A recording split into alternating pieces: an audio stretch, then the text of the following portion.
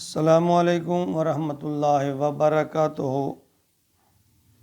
بہت ہی پیارے سامعین و ناظرین، میں غلام مصطفیٰ اللہ اور اللہ کے رسول کے پیغام کے ساتھ پیام اسلام چینل سے آپ کی خدمت میں حاضر۔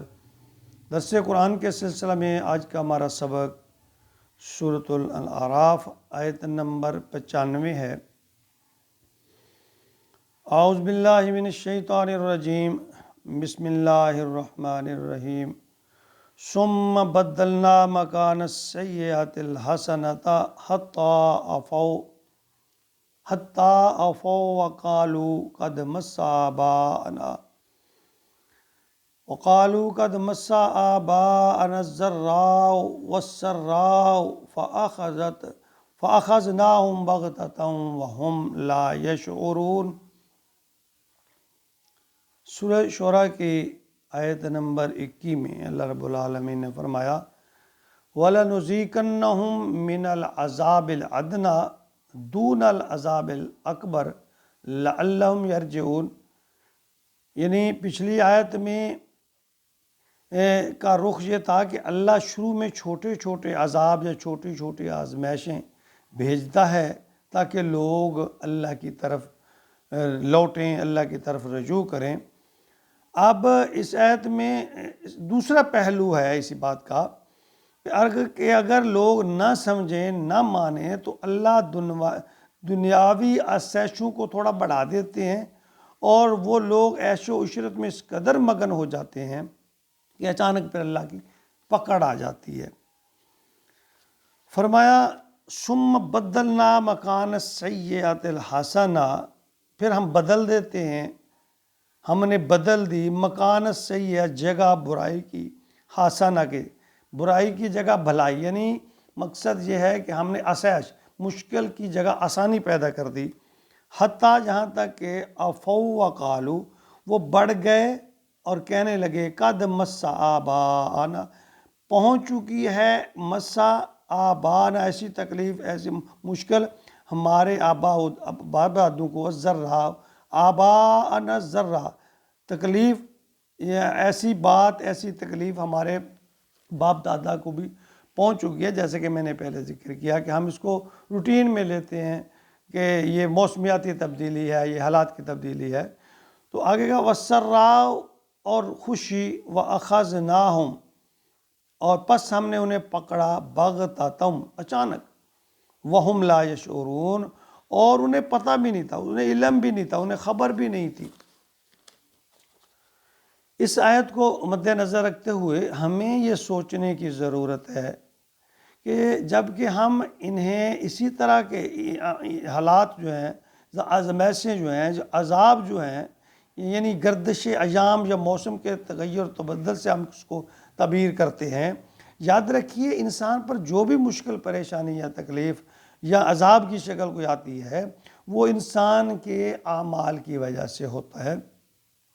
اللہ نیک لوگوں کو آزماتے ہیں، برے کو کیا آزمانا۔ ہم اللہ کی طرف سے ناراضگی اور چھوٹے چھوٹے عذاب کو اگر نظر انداز کرتے رہیں گے اور اپنے اندر جھانک کر نہیں دیکھیں گے، اپنی غلطیوں کی اصلاح نہیں کریں گے، اللہ کی طرف اخلاص سے رجوع نہیں کریں گے، تو ہماری بدقسمتی ہوگی۔ بلکہ ہونا تو یہ چاہیے کہ جب مشکل آئے تو فوراً اللہ کی طرف استغفار کرتے ہوئے لوٹیں، اور جب اللہ کی طرف سے انعام خوشحالی ملے تو فوراً شکر کرتے ہوئے اللہ کی طرف لوٹیں۔ مومن کی یہی نشانی ہے۔ ہمارا حال تو یہ ہے کہ ہم نہ تنگ دستی سے سبق سیکھتے ہیں اور نہ خوشحالی پر شاکر ہوتے ہیں۔ تنگ دستی کا الزام اللہ پر اور خوشحالی کو اپنی کوشش اور ذہانت کے نتیجے سے تعبیر کرتے ہیں، اور اللہ کو بھول جانے، یعنی اپنی جو محنت اور کوشش کے قصیدے پڑھتے ہیں، اللہ کو بھول جاتے ہیں اور بتاتے ہیں کہ جی، اور نقصانات جو ہے نا، وہ یا برے وقت یا مشکلات جو ہیں ان کو ہم اللہ کی طرف جب پوچھیں جی کیا ہو، جی اللہ نے کر دیا، اللہ کی طرف سے ہو گیا، بس اللہ کو یہی منظور تھا، اللہ نے ایسا کر دیا، اللہ نے ویسا کر دیا۔ تو آزمائش سے سبق سیکھیں، اپنا محاسبہ کریں، اللہ نے اس آزمائش میں کیوں ڈالا، کہاں کہاں میں نے غلطی کی، فوراً استغفار توبہ کی طرف لوٹیں، اور اگر اللہ اچھا وقت لائے تو خوشیاں ملیں، فوراً شکر کی طرف اللہ کا شکر ادا کریں۔